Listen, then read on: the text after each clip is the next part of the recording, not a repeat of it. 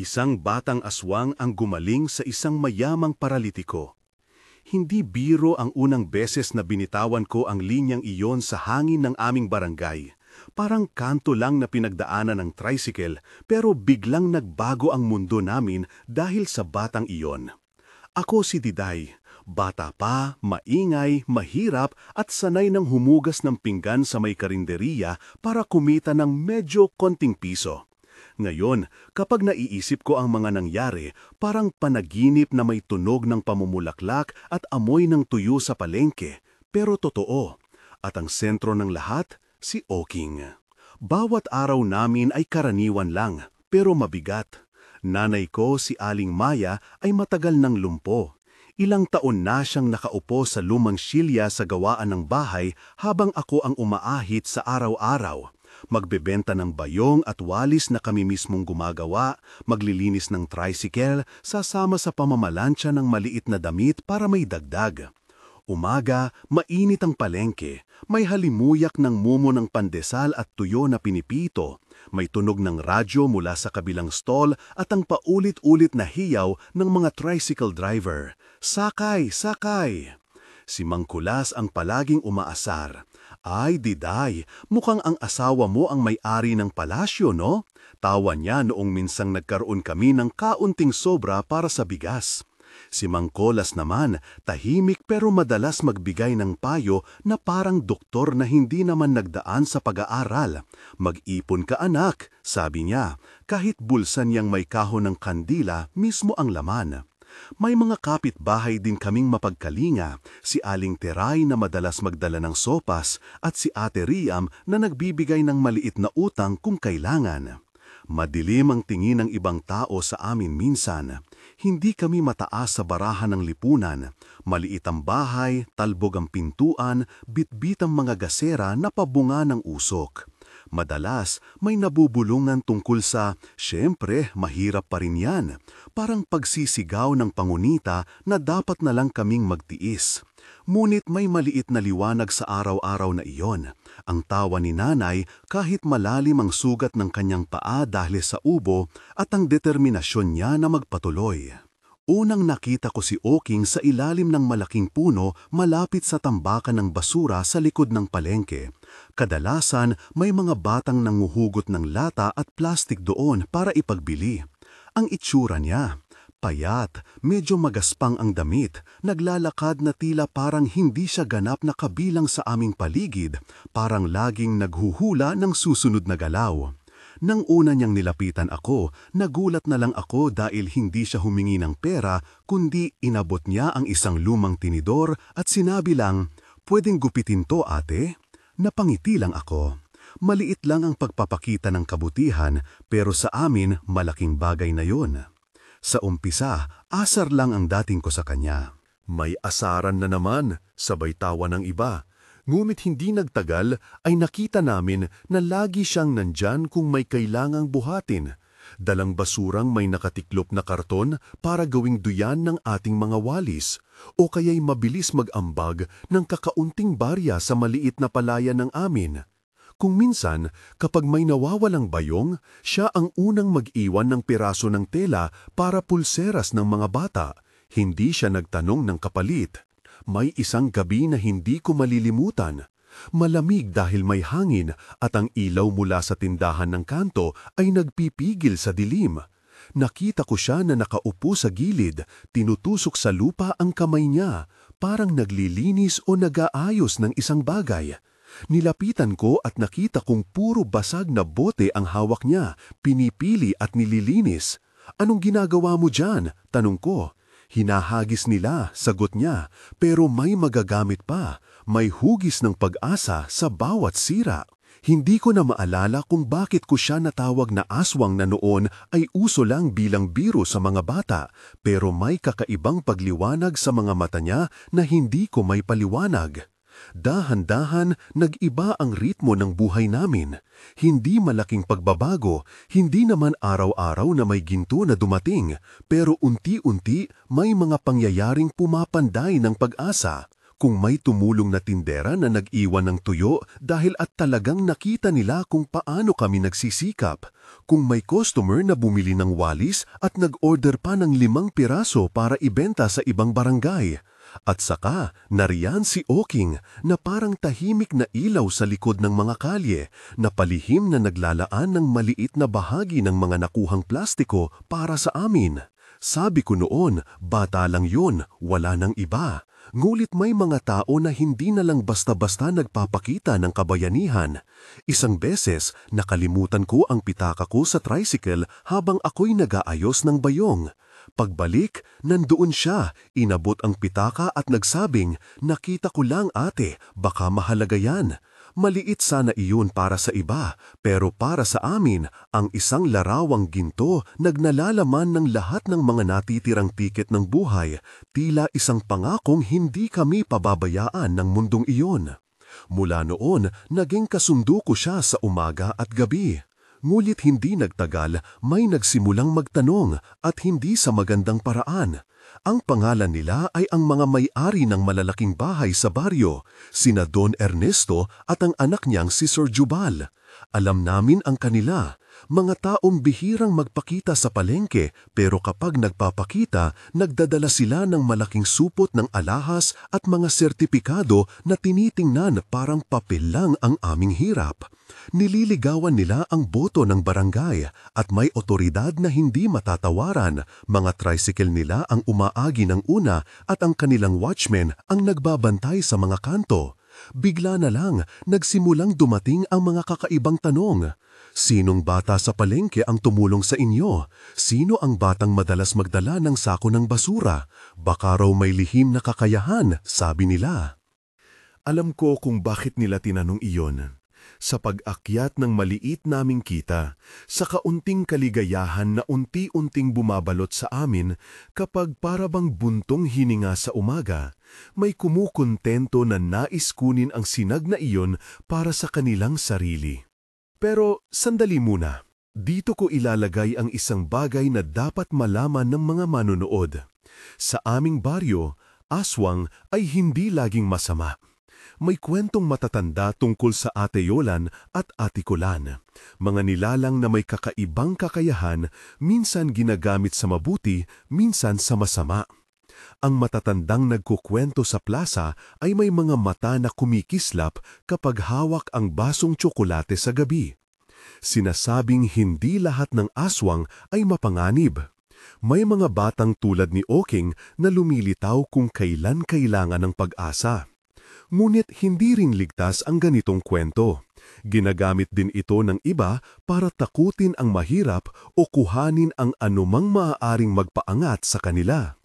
Kung may isang salita para ilarawan ang batang iyon ay hindi asim o takot, kundi hindi inaasahan. Hindi siya dumating kasama ang daladalang poster na may salitang, "Ako ang Deus Ex Machina ninyo."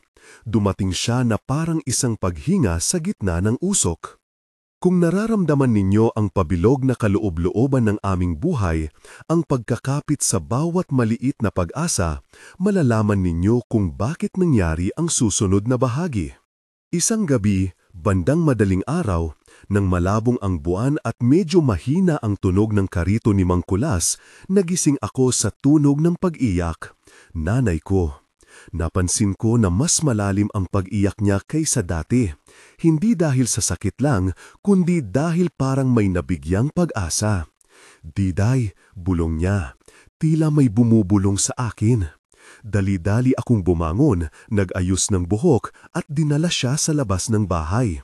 Doon sa harap ng maliit na bintana na palaging may plansya ng araw, nakita ko si Oking. Nakaya ko may dalang maliit na supot na tila naglalaman ng mga halamang hindi ko matukoy.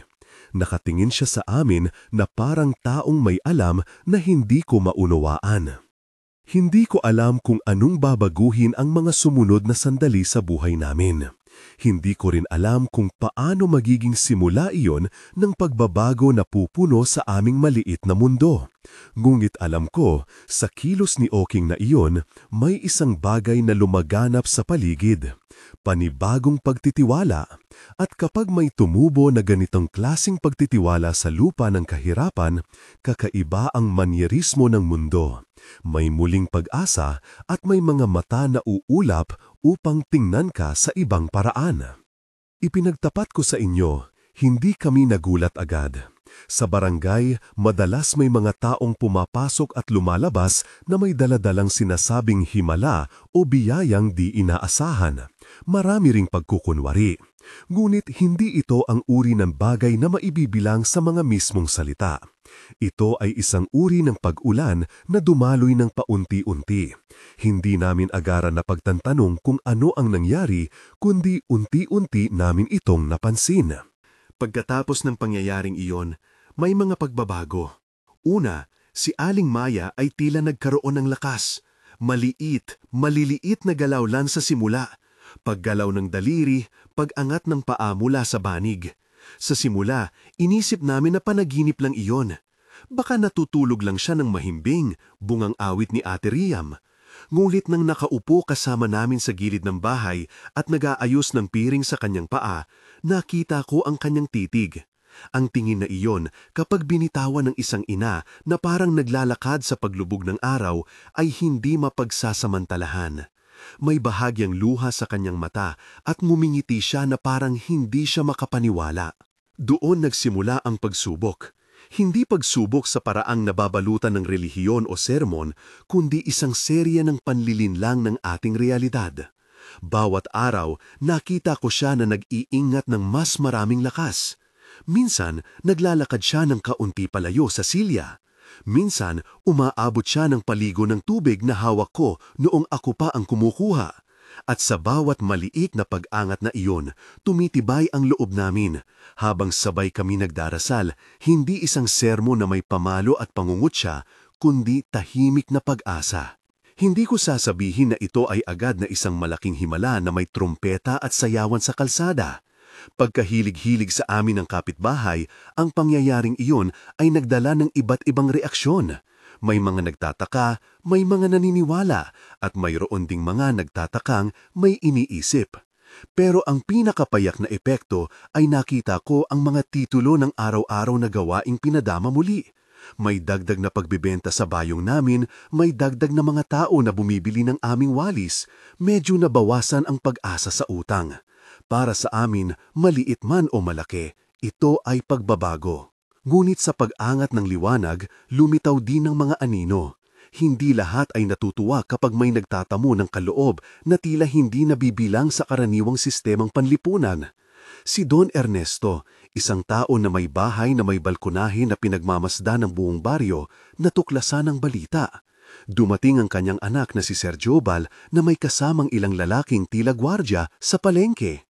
Gumiti sila, ngulit malamig ang kanilang ngiti, parang sinasabi ng mga ngipin na may ibang balak. Noong araw na iyon, nagtitinda kami ng walis, habang si Oking ay tahimik na nakaupo sa tabi ng tambakan, nag-aayos ng mga plastik. Ako'y nagpapakalat ng bayong para maayos ang display nang maramdaman ko ang biglang pagbabago ng hangin. Parang may biglang paghimok at kontrol na dumating mula sa malayo. Tiningnan ko ang kalsada, may dumaan na sedan na may tinting na salamin at sa loob nito nakatingin kay Oking si Sergio Bal. Hindi ko kita malilimutan ang titig na iyan, parang ang mata ng isang tao na may listahan ng nais bilhin at nakikita na ang presyo. Hindi ko pa alam noon na iyon ang magiging simula ng mas malalim at mas masalimuot na serya ng pangyayari. Dumating sila ng may ngiti at may alok. Hindi agad namin tinanggi. Dahil sa totoo lang, kailangan na namin ng pera para sa gamot ni nanay, para sa tuition ko kapag nanalo kami sa isang maliit na contest sa paggawa ng bayong. Ngunit may kakaiba sa paraan na ibinibigay nila ang kanilang pag-aalaga. Parang benta, habang may basilisk watch na naghihintay sa likod. May narinig kami tungkol sa batang yun, sabi ni Sir Jobal na dahan-dahan naglalakad papalapit. Nakakainggit naman, ganyan kami dati, may mga paraan kami para tumulong sa komunidad. Hindi kami bobo na hindi napapansin ang alon ng kapangyarihan sa mga salitang iyon. May alon ng suhol, pero nakaligaylay na parang mga regalo. Hindi naman namin hinahanap ang atensyon, sir. Sagot ko. Basta tumutulong lang siya sa amin minsan. Ang pagbabago, anak, mabuti. Pero may oras na kailangan natin ng mga taong may kakayahan para sa mas malalaking problema. Dagdag ni Don Ernesto nang dumausdos siya palabas ng kotse at tumayo sa harap ng tindahan. Halimbawa, may mahalagang taong naririto na kailangan ng tulong, isang kasapi ng aming pamilya na matagal nang napilay. Hindi ko maintindihan agad ang ibig niyang sabihin, kung totoo man. Pero habang nagsasalita siya, nakita ko ang isang larawan na nilabas. Maliit, may portrait ng isang lalaking nakaupo sa wheelchair, nakasuot ng formal na barong, mukha na parang hinihigop ng pagod ng buhay. Ang ama ko, ang sabi nila, mahalagang tao sa aming bayan. Kung may paraan, alam mo, malaki ang maitutulong. Nararamdaman kong kumunot ang noo ko.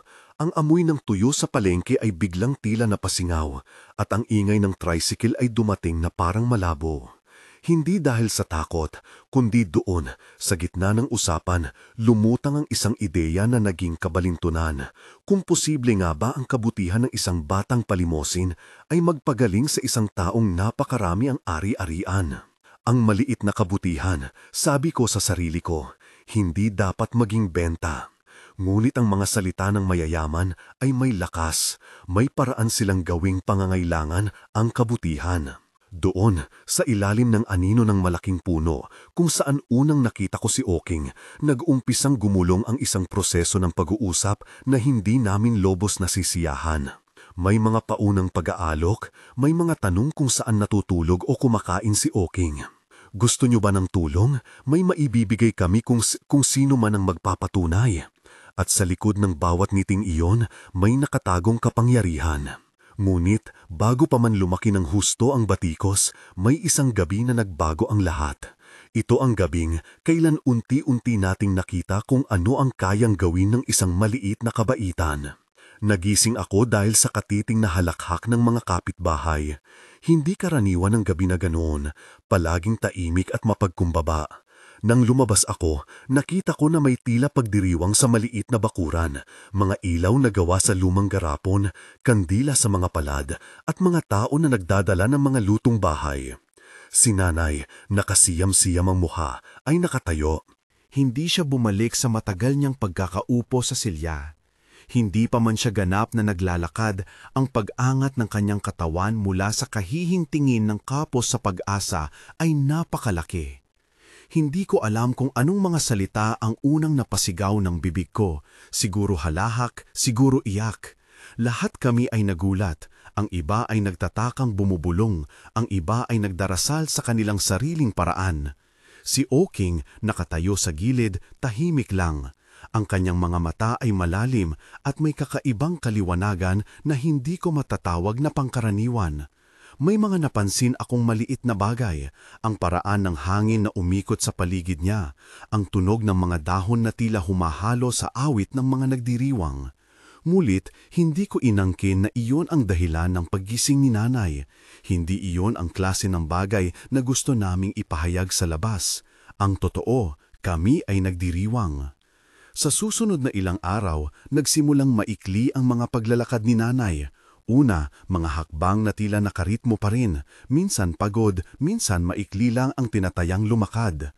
Natuto siyang tumayo mula sa silya nang hindi humihingi ng tulong. Minsan, kami na lang ang nag-uusap sa gabi at nagbibilang ng maliliit na tagumpay. Isang hakbang, sagi ko, isang araw, at siya ay ngumiti na parang bata na nakatanggap ng candy. Ngunit, gaya ng sinasabi ng matatanda, kapag may liwanag na tumutulo sa singaw ng gabi, may mga mata na nagmamasid. Hindi nagtagal at kumalat ang balita. Bawat salita na nagsasabing gumalaw si Nanay ay nakakarating sa mga bahay na may mataas na pader. At sa isang umaga, may dumating na sulat na may imprimatur ng isang lawyer at maya-maya'y mga tagapaglingkod na naghahanap ng batang aswang.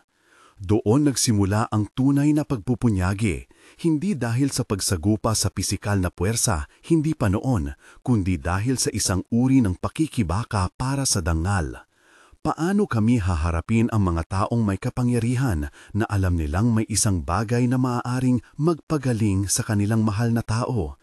Paano namin ipagtatanggol ang karapatan ni Oking na hindi maging kalakal?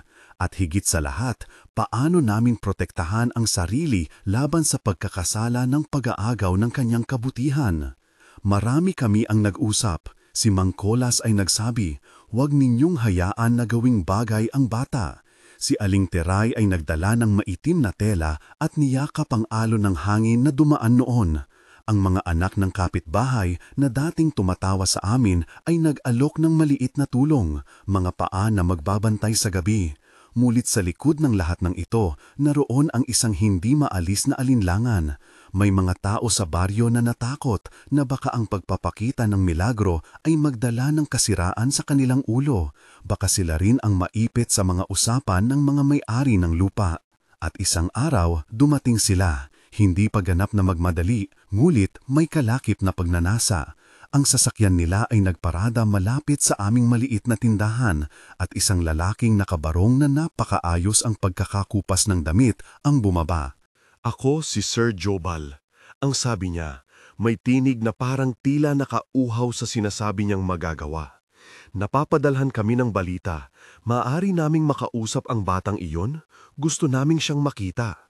Hindi ko maalala kung paano ko pa ipinaliwanag ang mga bagay sa kanya.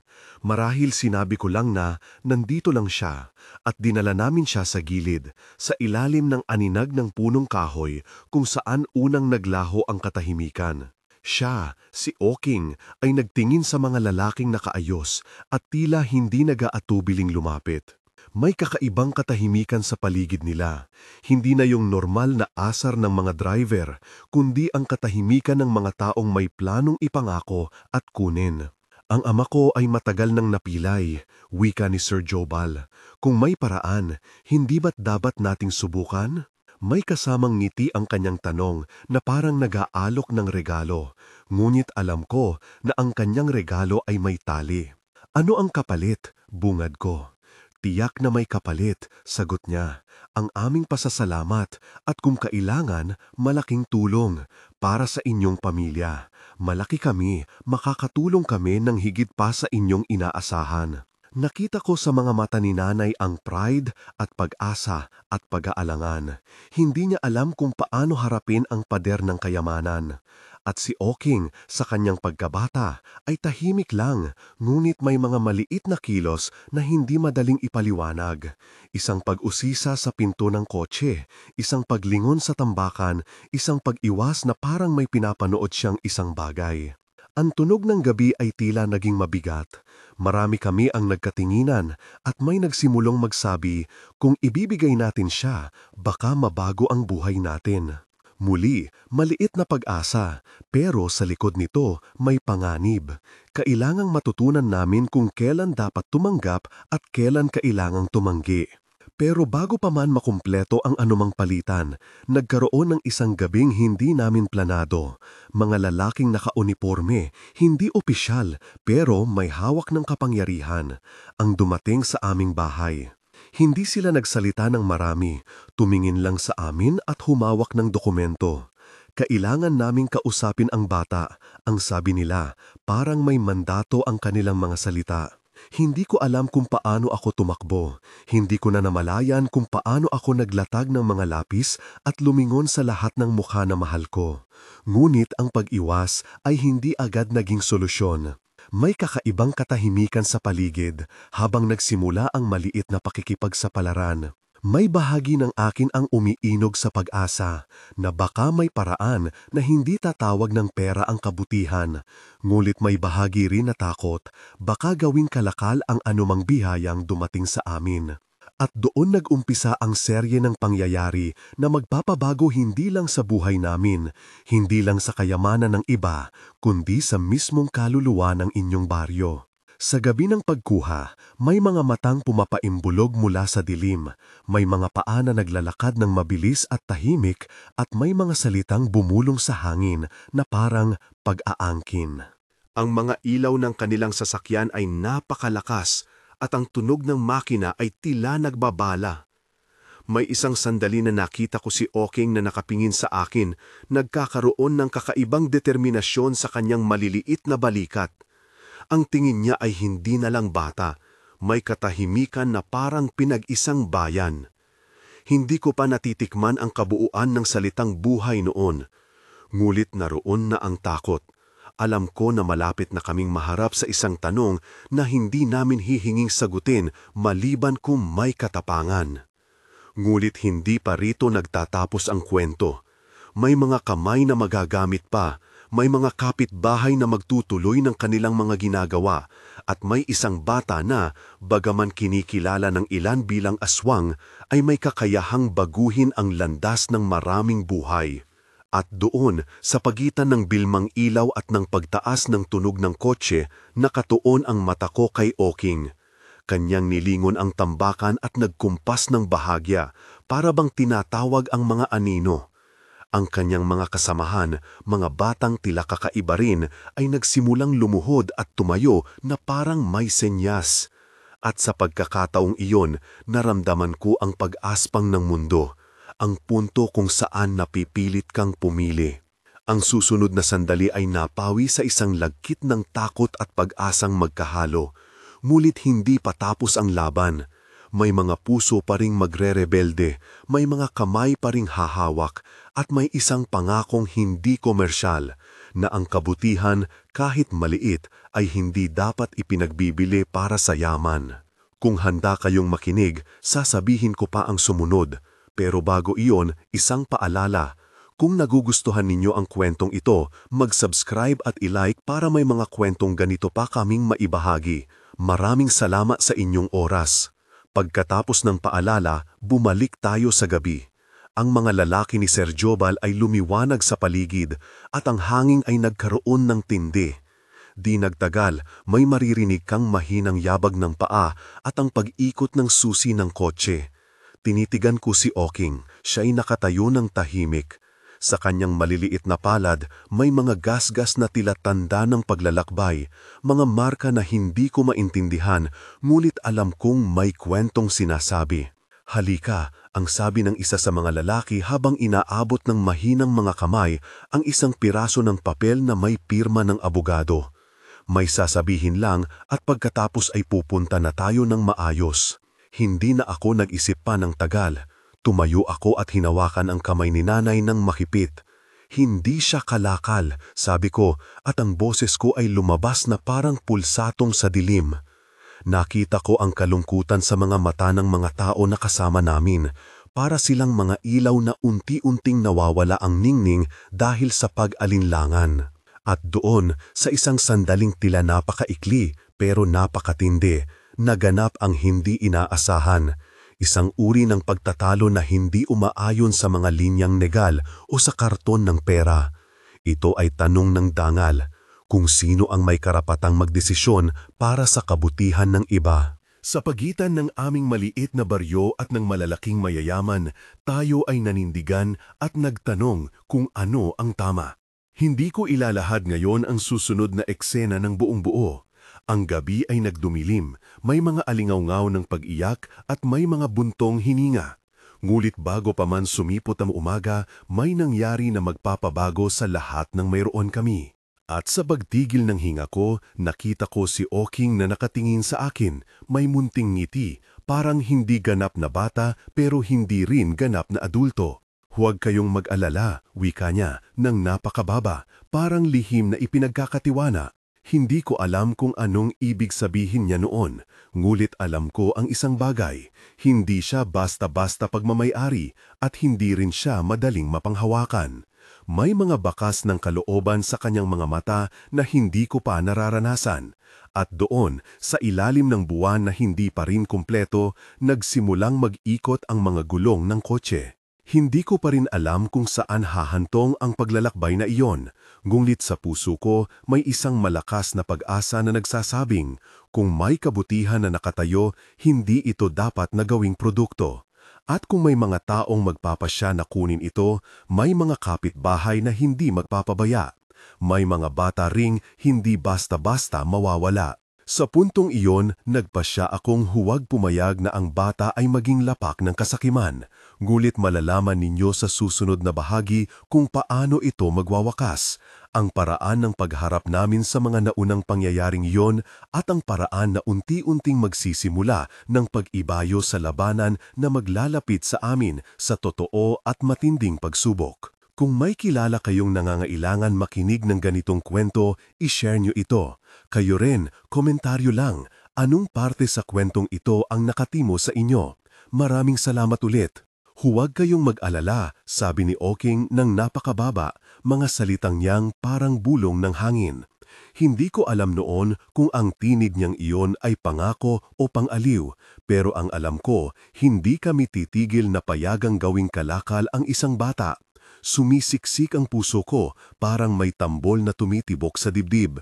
Sa dilim ng gabi, habang ang mga ilaw ng sasakyan ni Sir Jobal ay nagliliwanag sa kalsada nila, may lakas na nagmumula sa mga kapitbahay, mga kamay na hindi alam kung paano manakit pero marunong lumaban para sa tama. Sumulpot ang unang pag-ikot ng tensyon nang ang mga lalaki ni Sir Jobal ay kumilos. Hindi ito parang pelikula, hindi dramatiko na parang eksena sa telebisyon. Mabagal at tahimik ang paglapit nila, mga yapak na nagmumukhang walang puso. Isa-isa nilang binuksan ang mga palaman nila sa punda, mga papel na tila nakakainggit. Kaya lang namin siyang makausap, maliit na usapan lang, baling ni isang lalaking may malakas na boses, ngunit ang tingin niya kay Oking ay malamang mangangalit na nakakristal sa lamig. Tumayo ako, hindi ko na inisip ang pagod, hindi na ang takot, sumabay lang ang dugo sa galaw. Hindi siya ibinebenta, sagot ko, nang may kabastusan sa boses pero may takot din. Hindi siya gamit ninyo. Tumingin si nanay, yakap ang dibdib. Hindi siya ganap na malaya sa takot, ngunit may kakaibang tapang na lumabas sa kanya. Para siyang nagbukas ng matagal na nakapirming pinto. Anak, bulong niya, huwag mong hayaang maging dugo ng iba ang ginawa ng Diyos sa atin. Di ko na alam kung anong puwersa ang nagdala ng balanse sa paligid. Bago pa tuluyang magkapilitan, may tambol na pumutok sa gilid, mga paa ng kapitbahay na umaagos mula sa kadilikatan. Si Mangkolas ang nanguna, may daladalang flashlight at walis na may strap. Si Aling Teray may dala ng palayok at kumukulong sabaw. Ang mga anak na dati-rating naglalaro sa kalsada ay nagsimulang magdikit-dikit. Parang laro? Hindi. Parang paglalaban ng mga taong napilitan ng buhay na magtanggol. Sina Sir Jobal at ang kanyang mga kasama ay nagkapipigil. May sandali na parang titigil ang oras. Ang mga naglalakad na tricycle at ang tunog ng radyo ay nawala. Ang hangin ay naging makapal. Tiningnan ni Sir Jobal si nanay at sa mukha niya'y may kumpol ng paghihirap at pagkambyo. Hindi namin nais na saktan kayo, bungad niya. Gusto lang namin ng tulong. May tulong ba ang pumipitas ng bata? Tanong ko, parang usok ang boses ko. Anong kapalit nyo? Anong lilim kung ipapako ninyo ang kabutihan sa dingding ng mansyon ninyo? Huminto ang mga salita sa hangin at may mga mata na tumingin sa akin na para bang pinagbibigyan ng isang malayong pag-asa. Tila may nanunukso sa mga labi ni Sir Jobal. Hindi na siya basta anak ng mayaman. Tila nahahawa rin ang kanyang mukha ng pangangailangan. Ngulit hindi iyon ang oras para sa paliwanag. May dumating na isang dokumento, pirma ng abogado, formularyo, mga salitang pangnegosyasyon na tila paglalagay ng pilak sa isang sugatang hayop. Nang gabing iyon, makalipas ang pagdikit-dikit ng mga salita at paghawak sa mga kamay, may nangyari na hindi ko inaasahan. Hinila si Oking papunta sa sasakyan. Hindi marahas pero malinaw ang intensyon. Napuno ng galit ang dibdib, hindi para sa bata, para sa kawalan ng respeto sa isang tao. Lumapit ako para pigilan, ngunit may isang kamay na humawak sa akin at pinalayas pabalik ang iba pa. Babae, huwag kang makikialam, isang boses na malamig. May sandaling nanahimik ang mundo ko. Nakita ko ang maliit na balikat ni Oking na kumiling. Nakita ko ang mabilis niyang pagtingin sa akin. May munting ngiti na parang paalam at panibagong pag-asa.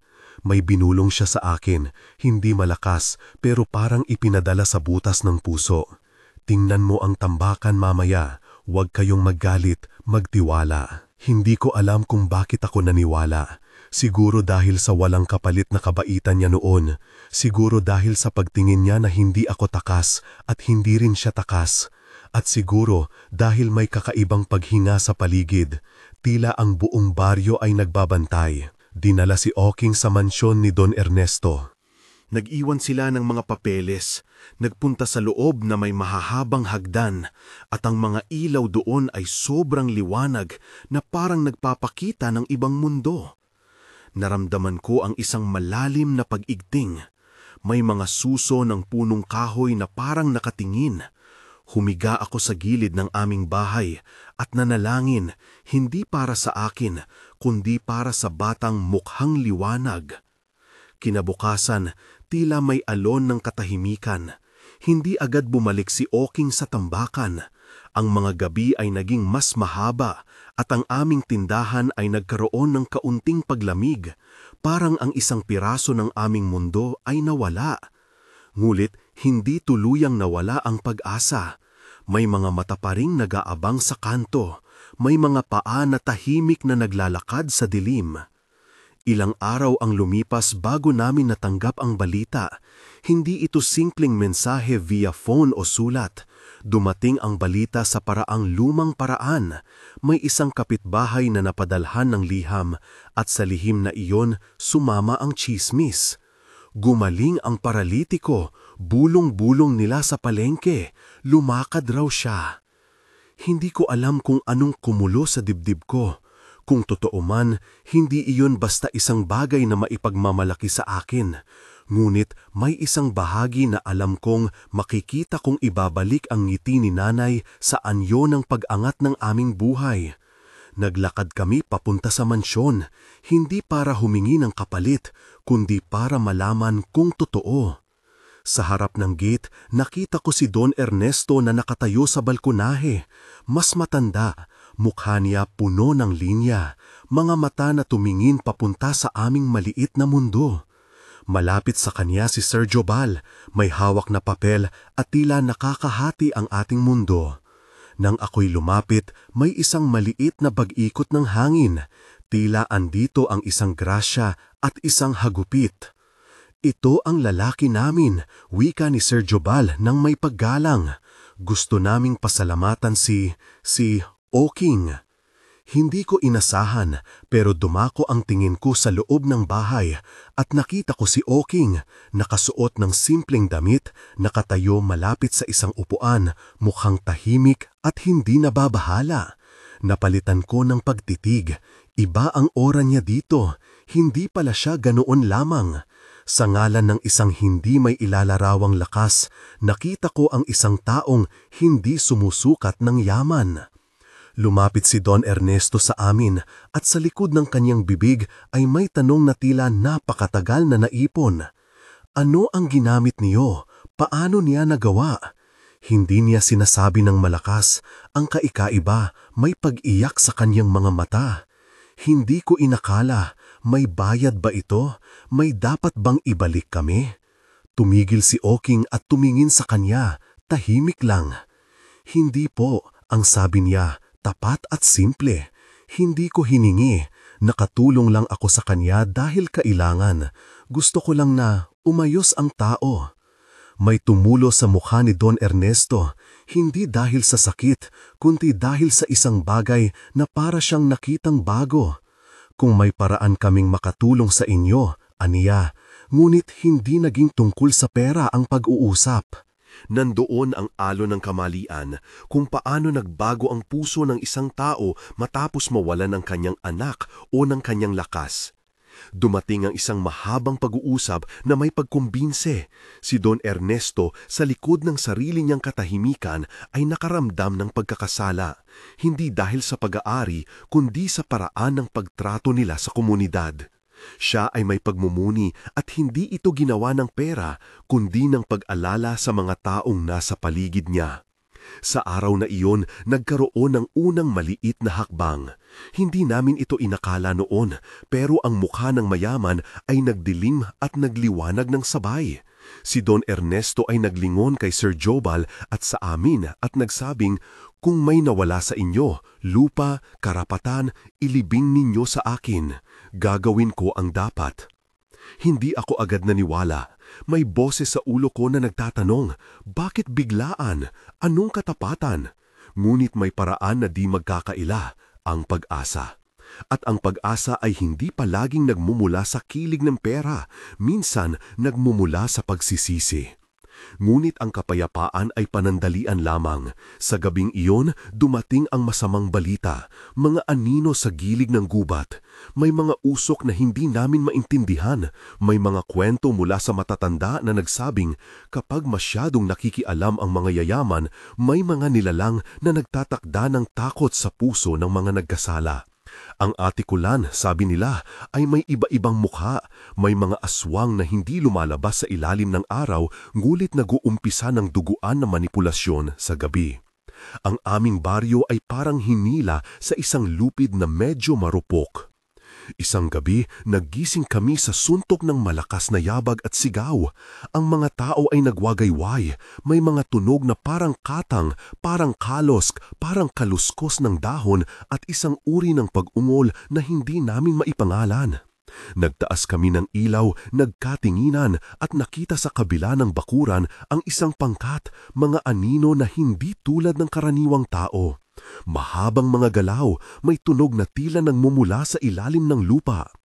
Ito ang unang pag-atake ng masamang aswang, hindi patayan kundi paghahasik ng takot. Pumuputok ang mga ilaw, nagngangalit ang hamin. Ngunit may kakaiba ring lakas na dumating. Hindi kami tumakbo. Ang mga kapitbahay ko, sina Mang Colas, si Aling Teray, si Ate Riam ay nagsama-sama. May daladala kaming walis, bangkito, palo, mga latang pambantay. Pero higit sa armas na iyon, may dala kami ng paniniwala at pagkakaisa. Naaalala ko pa ang eksena, si Oking na tila kumikislap sa dilim ay humarap sa mga anino. Hindi siya nag-iisa, mga batang matutulis ang tingin ang nasa likod niya, mga kasama niyang hindi bata lamang. Nagsimulang mag-ayos ang komunidad. May mga kantang simpleng tumutugtog, mga palo na kumakalabog sa katawan ng hangin, at isang uri ng pagsabitan ng pag-asa. Ang labanan ay hindi marahas sa paraang makikita sa palabas. Wala ring dugo na malala. Isang musika ang tumugtog, mga beats na mula sa tambol, mga sigaw na maikli ngulit malakas, at sa tunog na iyon parang nag-uunahan ang kalikasan. Tila ang lupa mismo ay tumutulong sa amin. Ang mga palumpong ay sumasayaw, ang mga duho ay bumibigay ng liwanag, at ang mga anino ay nagkakaroon ng hugis na madaling mailarawan.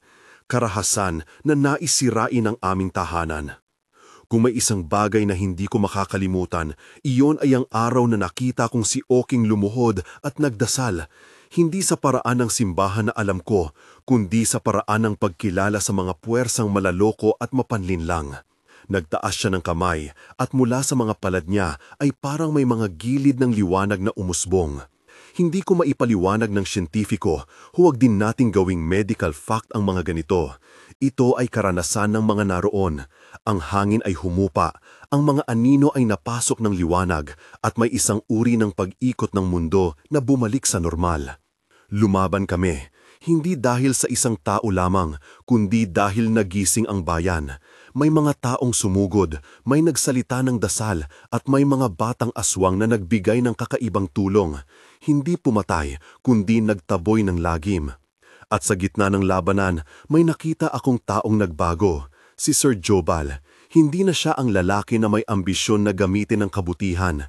Siya ay nagtatanggol ng kanyang sariling bayan. Nakita ko ang luha sa mga mata niya, at doon ko nainstalang kung minsan kailangan munang masaktan ang pride para humupa ang puso. Matapos ang gabi ng labanan, marami ang sugatan pero hindi sa malubhang paraan. May mga sirang takot na dapat ayusin, may mga abo na napapatungan ng pag-asang muling sisikat. Ang baryo namin ay naghilom ng sugat at may panibagong pagkakaisa sa gitna ng mga tao. Ngulit, ang pinakamatinding simula ay naganap sa loob ng mansyon ni Don Ernesto. Hindi ko maipaliwanag kung paano naganap. Ngunit nang pumasok kami, nakita ko si Don Ernesto na nakayuko, parang nagbubunyag ng sarili niyang kahinaan. Nakita ko rin si Oking na yumuko at hinawakan ng kamay niya. May maliit na katahimikan, hindi ang klase ng may kasindak-sindak na himala, kundi ang klase ng katahimikan na nagmumula sa paglapit ng dalawang tao na nagkakaiba ang mundo. Pasensya na kami, bulong ni Don Ernesto sa amin, halos may luha na bumabagtas. Hindi ko sinasadya. Ang yaman, minsan kailangan mong hawak at nabaluktot ang damdamin ko. Patawarin niyo kami. Nag-umpisa ng tahimik na pag-uusap tungkol sa pagbabalik ng mga nawala. Ang mga papeles na dating nakalak sa vault ay hinubad at inihatid sa simbahan ng barangay para formal na i-turn over ang ilang bahagi ng lupa at mga titulo pabalik sa mga nasa kanila. Hindi iyong pareho sa isang magic na pag-alis ng kasalanan. Hindi rin ito sa pilitan. Ito ay resulta ng puso ng isang taong nagising. Si Sir Jobal ay tumayo sa harap at nagsabing, magtatayo kami ng pondo para dito. Hindi kami perpekto pero sisikapin namin. At sa huli ng mga araw na iyon, nang ako'y tahimik na nakaupo sa tabi ni nanay, may naganap na hindi inaasahang himala sa mata ng aming baryo. Si Don Ernesto, na matagal nang nasa wheelchair, ay nag-umpisang mag-angat. Hindi nangyari ng biglaan sa paraan ng pelikula. May mga hakbang na unay maliliit. Pagkilos ng paa na tila sinubukan lang, mga pag-amat na kinailangan ng maraming suporta. Ngulit, hindi ito dapat ilahad bilang garantiya ng medisina. Ito ay isang bahagi ng aming kwento, ang malalim na pag-ugnayan ng tao at kabutihan, ng loob at paniniwala. Sa tabi ni Oking, unti-unti siyang natulungan, at nang maglaon, ang kanyang mga paa ay naghanap ng bagong pagkilos. Ang paglalakad ni Don Ernesto ay hindi resulta ng isang lunas na aking ideklara, kundi ng paggabay, ng pagsisisi, ng pagtitiwala at ng hindi pagkukumpas sa kapangyarihan. Marahil may halong milagro at marahil may halong pagkakataon. At kahit na paano pa natin ipaliwanag, ang tanong na pinakamahalaga, paano niya ginamit ang pagbabagong iyon? Ang sagot ay humuhubog sa mga araw na sumunod. Ang pagbabalik ng lupa, pag-aayos ng titulo, at ang paglikha ng programang panlipunan ni Sir Jobal, lahat iyon ay nagbigay ng bagong hamon at bagong pag-asa. Nagsimula silang magbigay ng microloan para sa mga nanay na nagtitinda, isang lugar para mag-ipon ang mga magsasaka, at isang maliit na tanggapan kung saan pwedeng mag-request ng tulong ang mga nangangailangan. Hindi perpekto, pero ao ang nagsimula. Para kay nanay at sa amin, iba ang anyo ng pagbabago. Lumipat kami sa mas malapit na bahay na may maliit na hardin. Nakabili kami ng bagong panlinis na makakatulong sa paggawa ng bayong at nagkaroon ng maliit na pondo para sa tuition ko. Hindi dahil sa pera lamang, kundi dahil may bagong pagkakaisa. Ang aming palengke ay nagkaroon ng bagong kliyente at may nag-umpisang magturo ng skills training para sa kababaihan. Si Oking, siya ay nanatiling misteryoso. Hindi niya ginamit ang pagkakataon umangat ang kanyang pangalan at simulan ang isang negosyo na natili siyang mapagkumbaba. Minsan, dumarating na tahimik lang siya sa tabi ng tambakan, naglilinis ng mga plastik at nag-iiwan ng maliit na regalo, mga piraso ng tela para gawing bayong, mga butil ng butil na parang kapaki-pakinabang. Nagtataka pa rin ng marami, ngunit sa puso ng amin, siya ay naging simbolo ng isang bagay na hindi lubos na maunawaan, kabutihan na walang kapalit. Si Sir Jobal ay nagbago rin, hindi kagaya ng pera lang ang bumalot sa kanya. Naging leader siya sa isang paraan na hindi niya inaasahan, hindi pinamumunuan ang mga tao ng takot kundi ng halimbawa. Nagpunta siya sa mga bahay, nakipagkamay sa mga nanay at nagbigay ng trabaho sa ilan sa mga kasambahay ng mansyon. Tinulungan niya ring pormalin ang restitusyon, tulong legal at praktikal. May mga taong nagduda pa rin, hindi mawawala ang mga usapan, paano kung muli itong magkamali? Ano kung may ibang mayayaman na magbabago rin ang puso? May mga mapanuring mata, at tama naman. Ngulit, hindi yon ang punto ng aming kwento. Ang punto, may pagkakataon na ang puso ng tao ay magbago kapag kinonsuman. Ang proseso ay mahaba, mabagal at nangangailangan ng patuloy na pagmamasid. Sa amin, ang pinakaimportanteng pagbabago ay hindi lamang materyal, ito ay ang dignidad. Ang mga nagdusa sa kahirapan ay hindi na lamang itinuturing na mga pangyayari. Nakita namin ang pagtaas ng tingin ng ibang tao. Napalitan ng mga pagtsikahan sa kalsada at napalitan ng mga pag-uusap tungkol sa pagkakaisa at trabaho. Ang aming mga bata ay nagkaroon ng pagkakataon na makatapos sa elementarya nang walang pangamba. Lumipas ang mga buwan. May mga panahon ng pagdududa, may mga pagkakataon na bumabalik ang takot kapag may ilang masamang pangyayari. Ngunit ang komunidad ay natuto. Nagtayo kami ng maliit na bayanihan hub, isang lugar sa gitna ng barangay kung saan pwedeng magbahagi ng kanin, magpalitan ng gamit at mag-aral. Ito ay pinangunahan ng isang lupon kung saan handang maglingkod ang mga dati naming nakakamatay na kapitbahay. Sa tabi nito, si Uking ay minsang dumadalo sa mga gabi ng pagtitipon, hindi sa paraang eksibisyon kundi bilang kasama. Para sa akin, nagbago ang direksyon ng buhay. Nakapasok ako sa kolehiyo, nag-aaral ng community development. Hindi malaking universidad pero may pangarap akong magdala ng tunay na pagbabago. Si nanay ay nagkaroon ng maliit na tindahan sa tabi ng aming bahay at siya ay muling naglakad ng maayos, hindi perpekto ngunit may kasamang pag-asa. Ang aming bayong at walis production ay lumaki, may mga orders mula sa ibang barangay. At sa bawat pagkakataon na may nalulungkot, naaalala ko ang maliit na pangako ni Uking. Aayusin natin. Ngulit ano ang nangyari kay Uking? Hindi siya nagpasikat. Minuto-minuto siyang dumadalo sa amin, ngulit marami pa ring intriga sa likod. May mga pagkakataon nagpunta siya sa gitna ng gabi at kaliwat kanan na naglilinis ng kalsada. May mga beses na naglalaro siya sa mga bata at nagtuturo ng paggawa ng bayong. May mga matatanda na sumasabi na may nanunuluyan sa gubat na nagbabantay sa aming baryo, hindi bilang isang Panginoon, kundi bilang kasama. Magtatapos ako sa isang bagay na alam kong kadalasang itinatago ng mga taong nagkukwento. Hindi namin alam lahat ng sagot. May mga tanong na nananatiling nakasara. Bakit si Uking? Saan siya nagmula?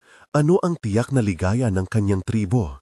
Hindi natin kailangang malaman ang lahat ng sagot para maniwala na may kabutihan pa rin. Ngayon, kapag naglalakad ako sa palengke, may bago ng tunog.